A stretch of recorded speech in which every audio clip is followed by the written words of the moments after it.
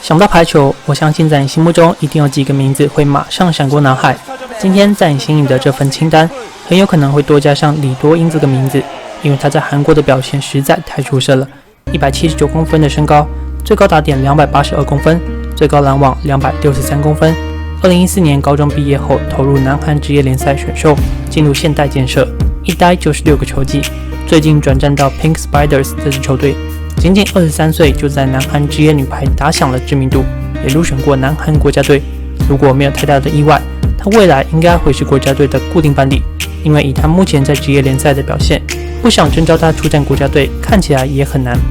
历经6个球季的磨练，最开始的3个球季从举球的数量来看，上场时间应该是比较少的。不过从2017年开始，各项数据都有所提升，而且还不止一个档次，更连续3年获得韩国职业女排例行赛最佳举球的殊荣。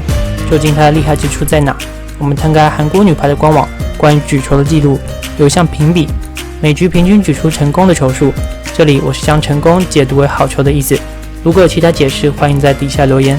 李多英最近3年在这项数据上都是例行赛统计最高，平均每局11球以上。对比其他队的举球员，近3年都在 10.07 以下，每局平均高出了1颗球以上。不过单看这项数据会有疑问，是不是因为上场时间长，举球的次数多，自然成功数可能也比较多呢？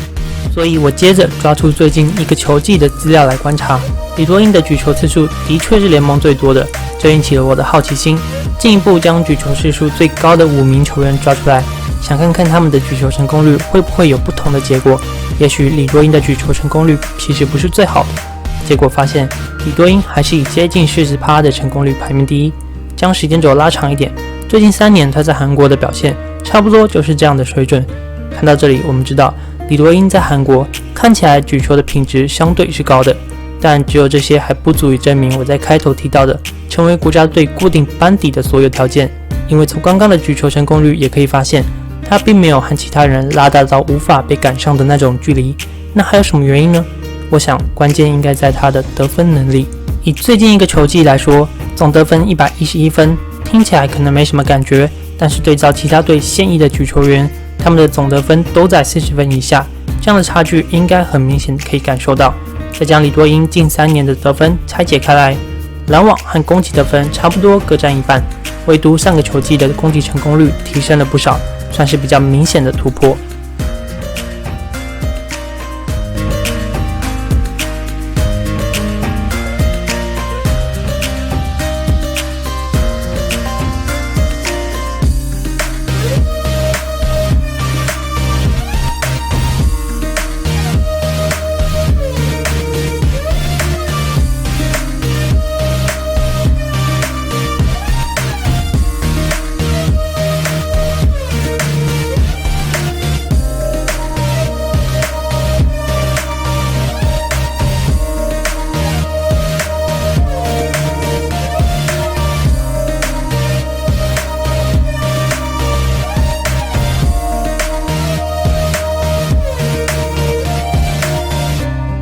总体来说，现阶段在韩国，李多英有着领先其他人的举球稳定性，还有重要的得分武器，可以有效攻击和封阻对方进攻，充分发挥在场上的价值。如果你是教练的话，不会想要这样的一个球员吗？讲了那么多优点，最后还是要提一下缺点的部分。李多英的发球失误上个球季明显增加，场均发球失误突破了1，虽然他过去自己的表现相比落差比较大，是往后球季可以特别留意的地方。